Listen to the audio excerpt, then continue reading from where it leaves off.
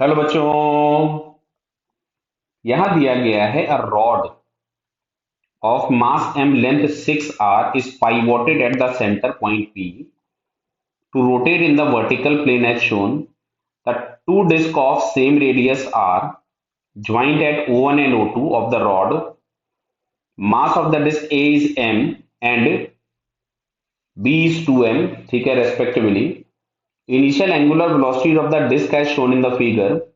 The system is released from the rest from horizontal position. Find angular velocity of the rod when it becomes vertical. Clear है? तो देखिए जरा यहाँ पे सबसे पहले समझिए, ये जो भी इनकी खुद की एंगुलर वेलोसिटीज है बेटा, इनमें कोई चेंज नहीं होगा। क्यों? क्योंकि इस पे हमेशा जो mg लगेगा वो सेंटर से लगेगा और इनके खुद के रोटेशन एक्सिस O1 और O2 से पास हो रहे हैं, तो इसकी एंगुलर वेलोसिटी में कोई चेंज नहीं होगा। इनके खुद की जो एंगुलर वेलोसिटी उसमें कोई चेंज नहीं होगा। लेकिन थोड़े टाइम के बाद अगर हम लोग देखेंगे तो रॉड कुछ इस तरीके से दिखेगी। मतलब ये हम लोगों के पास जो होगा वो एम मास वाला डिस्क है, मतलब ए है, ये यहां पहुंच चुका होगा।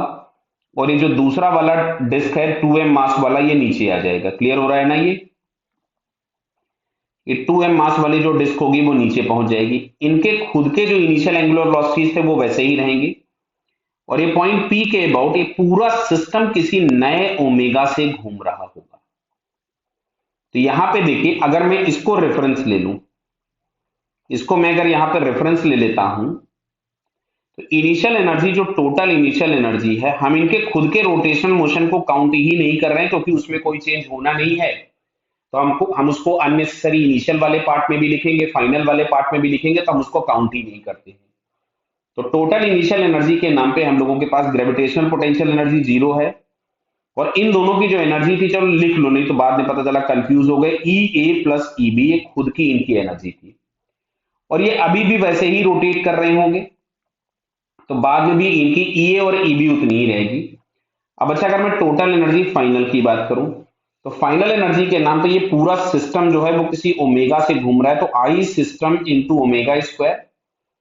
अब यहां हम लोगों ने रेफरेंस लिया था, तो देखो ये वाला जो मास m था ये तो ऊपर चला गया और 2m वाला मास क्या हुआ, रेफरेंस के नीचे आ गया। तो एक के लिए तो हम लोग लिख देंगे mgh और दूसरे के लिए हमारे पास आएगा, अब इसका मास हम लोगों के पास 2m है। क्लियर बाबू? तो यहां पे हमने लिखा 2m g और यहां पे आ जाएगा माइनस h। क्लियर है बेटा? अब अगर हम इन एनर्जीज को इक्वेट करते हैं तो फाइनल एनर्जी में फिर प्लस वो ई ए प्लस ई बी हम लोगों के पास आ जाएगा।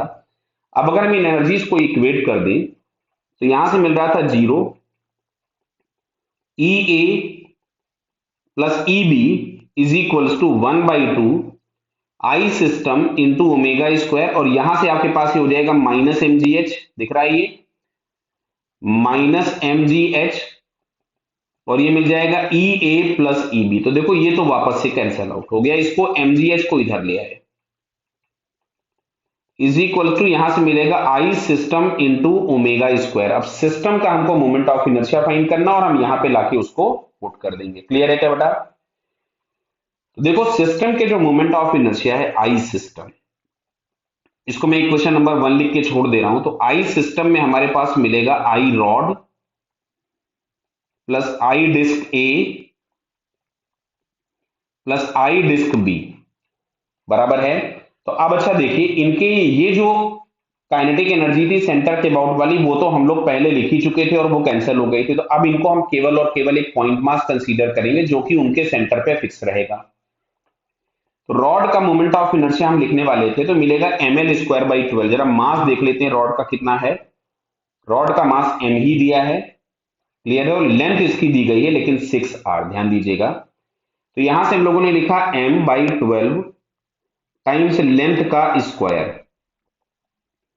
प्लस यहां से मिल जाएगा m इंटू, अब जो r हम लोगों के पास मिलेगा वो 3r होगा, क्योंकि सेंटर से डिस्टेंस किसी भी एक का अगर हम देखेंगे तो वो 3r मिलेगा, half of the length of rod. Clear है बताइए? प्लस 2m इंटू 3r का स्क्वायर। तो यहां से हमारे पास ये आ रहा, सारे m बराबर है ना, वो मैंने स्मॉल m लिख दिया, कैपिटल M लिख दिया, मैं इसको m ही लिख देता हूं। 6 की जगह हो गया 36r स्क्वायर, ये प्लस ये आपके पास यहां से मिलेगा 9 mr² प्लस 9 इंटू 2 हो जाएगा 18 mr²। इससे अगर हम इसको यहां से कैंसिल कर दें तो 3 हो जाता है। क्लियर है? तो यहां से आपके पास मिलता है 9 प्लस 3 12, 12 प्लस 18 ये मिल रहा है हम लोगों को 30 mr²। ये हम लोगों के पास आ गया सिस्टम का मोमेंट ऑफ इनर्शिया। अब इसको हम इक्वेशन नंबर 1 में पुट करने वाले हैं। तो mgh, अच्छा h हम लोगों के पास समझ में आ रहा है कितना है?